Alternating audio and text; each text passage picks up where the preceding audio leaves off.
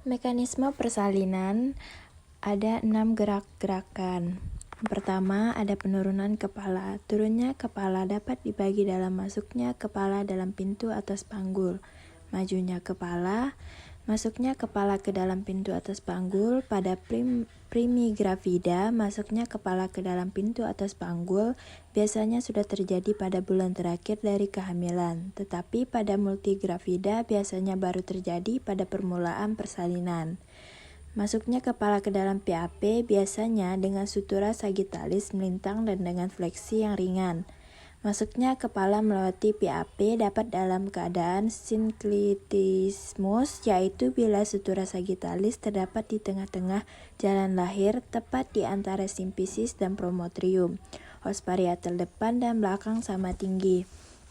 Kepala melewati PAP dapat juga dalam keadaan asinklitismus, yaitu jika sutura sagittalis agak ke depan mendekati simfisis atau agak ke belakang mendekati promotrium. Asinklitismus posterior bila sutura sagittalis mendekati simfisis dan os parietal belakang lebih rendah dari os parietal depan. Asinklitismus anterior bila sutura sagittalis mendekati promotrium sehingga os parietal depan lebih rendah dari os parietal belakang. Pada persalinan normal biasanya kepala melewati PAP dalam keadaan asinklitismus posterior yang ringan.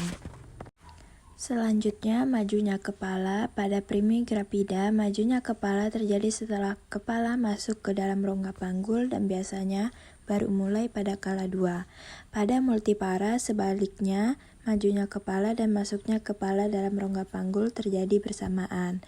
Majunya kepala bersamaan dengan gerakan-gerakan yang lain ialah fleksi, putaran paksi dalam, dan ekstensi. Penurunan kepala lebih lanjut terjadi pada kala 1 dan kala 2 persalinan. Penurunan kepala ini juga disebabkan karena adanya kontraksi dari segmen atas rahim yang menyebabkan tekanan langsung fundus pada bokong janin, tekanan cairan intrauterin, kekuatan mengedan atau adanya kontraksi otot-otot abdomen. Melurusnya badan anak, dalam waktu yang bersamaan terjadi relaksasi dari segmen bawah rahim sehingga terjadi penipisan dan dilatasi serviks. Keadaan ini menyebabkan bayi terdorong ke dalam jalan lahir. Selanjutnya ada fleksi. Pada awal persalinan, kepala bayi dalam keadaan fleksi yang ringan. Dengan majunya kepala, biasanya fleksi juga bertambah. Pada pergerakan ini, dagu di bawah lebih dekat dengan ke arah dada janin sehingga ubun-ubun kecil lebih rendah dari ubun-ubun besar.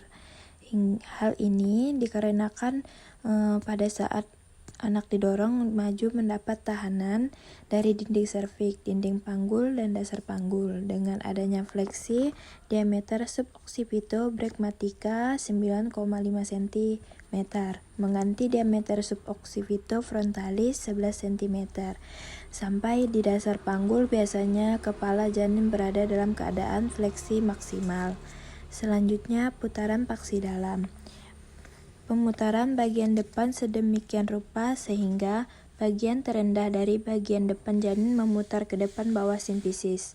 Pada presentasi belakang kepala, bagian terendah ialah daerah ubun-ubun kecil dan bagian inilah yang akan memutar kepala ke arah simfisis. Putaran paksi dalam penting untuk menyelesaikan persalinan karena putaran paksi dalam merupakan suatu usaha untuk menyelesaikan posisi kepala dengan bentuk jalan lahir, khususnya bidang tengah panggul adalah diameter anteri-posterior. Putaran paksi dalam tidak terjadi sendiri tetapi selalu bersamaan dengan majunya kepala dan tidak terjadi sebelum kepala sampai ke hot 3. Kadang-kadang baru terjadi setelah kepala sampai di dasar panggul.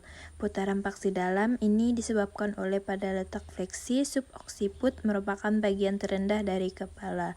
Subocciput akan mencari tahanan yang paling sedikit terdapat di sebelah depan atas di mana terdapat hiatus genitalis antara musculus levator ani kiri dan kanan. Ukuran terbesar bidang tengah panggul adalah diameter anteroposterior. Selanjutnya ekstensi. Sesudah kepala janin sampai di dasar panggul dan ubun-ubun kecil berada di bawah simfisis, maka terjadilah ekstensi dari kepala janin.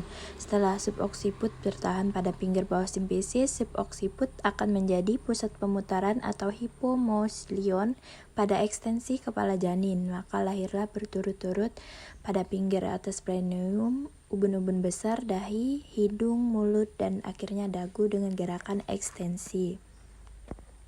Selanjutnya putaran paksi luar. Setelah kepala lahir, maka kepala anak memutar kembali ke arah punggung anak untuk menghilangkan torsi pada leher yang terjadi karena putaran paksi dalam. Gerakan ini disebut putaran restitusi atau putaran balasan.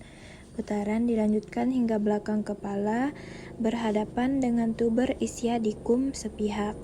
Gerakan ini adalah putaran paksi luar yang sebenarnya dan disebabkan karena ukuran bahu atau diameter biscralomial menempatkan diri dalam diameter anterior, posterior, dan pintu buah panggul.